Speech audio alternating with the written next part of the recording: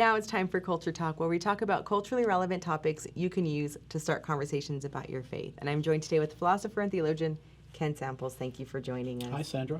We're going to be talking about a question that can make some folks nervous.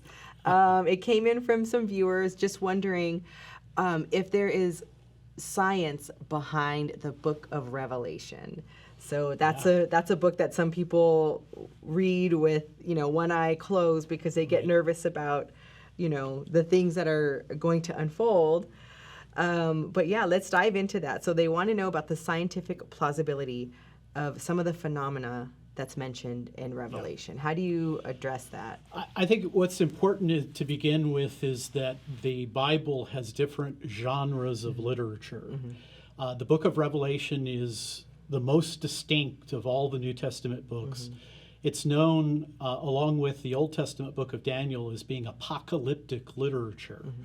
Apocalyptic literature often has a lot of symbolism, events that aren't necessarily meant to be taken literally, right, but symbolize ideas. Those books are by far, I think almost universally scholars would say, that's a very difficult book to interpret because of that kind of symbolism. Now, it also has history and other things that are connected with it. So the question then is, when we look at the blood moons or we look at different phenomenon, is that intended to be a natural event that will then fulfill this? Or is that intended to be a symbol that may convey something further out? And so I would say when it comes to apocalyptic literature that you want to be cautious. Mm-hmm. You want to read the text, look for the context, understand that scholars through the centuries have been reading this literature, come to lots of different interpretations. So I don't think you want to build doctrine on the Book of Revelation. I think you want to be able to see it and interpret it fairly in light of the rest of the New Testament. I think that's very helpful to talk about genres. Just for those who might be unfamiliar, can you kind of go through some of the different genres just so we have a context? So if we look at, for example, the Gospels, the Gospels are very similar to what the ancient scholars would call biographies. They're not exactly an ancient biography, but they're much more in that kind of context. So the Bible has historical narrative. The Bible has apocalyptic literature that we mentioned. But you think of the Psalms and the Proverbs, where you have wisdom literature, how to live, how to do these kinds of things. And any good interpretation is going to look very carefully at what's the genre we're dealing with. So then we have this apocalyptic genre for the Book of Revelation. Yes. I like what you're saying about that it's symbolism, because I think too often people think it's very literal and these exact things are going to happen. So when we think about like the blood moon, we do see a blood moon. Sure. And that sends people spiraling or speculating that. So you see, this is a sign that, we're in end times. How do you help people process if they are hearing from others that this is a sign, this is a sign? How do we gauge that?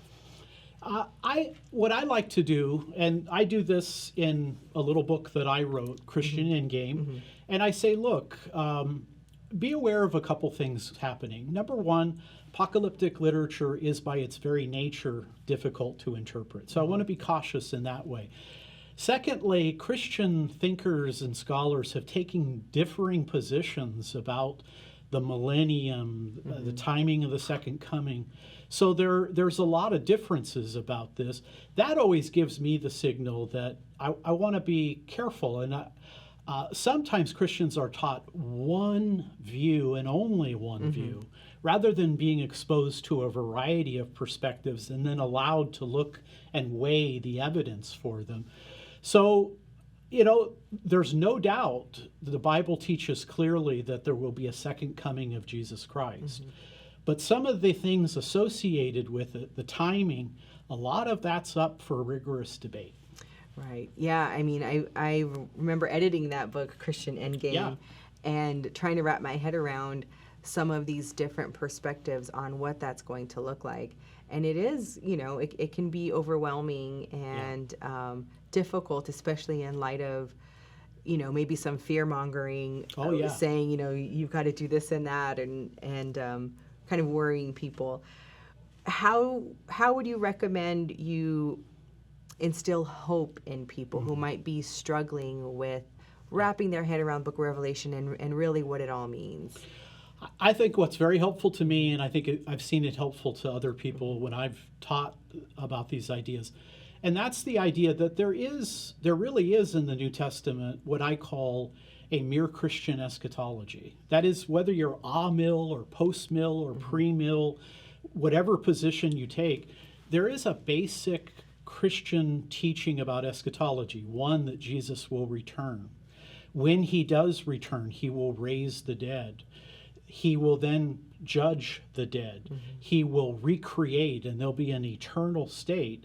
So while we might differ about the timing of the millennium and how all of these things, will there be a wrath before or after, there is what, and I'm borrowing from C.S. Lewis, there's a mere Christian end times. And that, of course, is the second coming of Jesus is called the blessed hope. He's going to come. And I think, Sandra, one thing that's really missed when it comes to prophecy and things like that is that it should encourage you now. It should encourage you not to speculate about dates. It should encourage you to pursue holiness, to pursue love, to live a life that is consistent with your deepest conviction. And so I think sometimes what prophecy means today is missed. Yeah, I think that's very helpful. And I like that you're saying the second coming would be the blessed hope. So I hope that it Amen. gives viewers hope or listeners hope. If you would like more on this topic, go to support.reasons.org and search for Ken Sample's fine book, Christian Endgame.